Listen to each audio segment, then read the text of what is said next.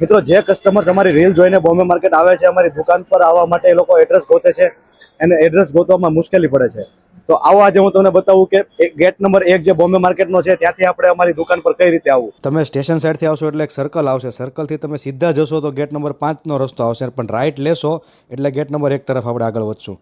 આ રાઈટ લીધા પછી રાઈટ સાઈડમાં હાઉસિંગ આવશે અને આગળ જતાં એક મંદિરની એક્ઝેક્ટ સામે ગેટ નંબર 1નો ગેટ આવશે, બોમ્બે માર્કેટનો ગેટ નંબર 1.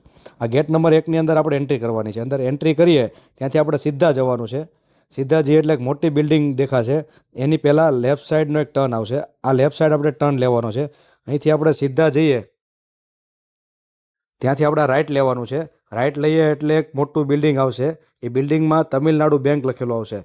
આ બેંકની એક્ઝેક્ટ બાજુમાં જે લેફ્ટ સાઈડ રસ્તો જાય છે, એ લેફ્ટ સાઈડ રસ્તે આપણે આગળ વધવાનું છે. અહીંથી આગળ વધીએ એટલે સીધા જઈશું એટલે ગેટ નંબર 5 આવશે. આ ગેટ નંબર 5થી આપણે રાઈટ સાઈડ ટર્ન લેવાનો છે. આ રાઈટ સાઈડ આપણે જશું એટલે કોર્પોરેટ બિલ્ડિંગ ઓફિસ આવશે.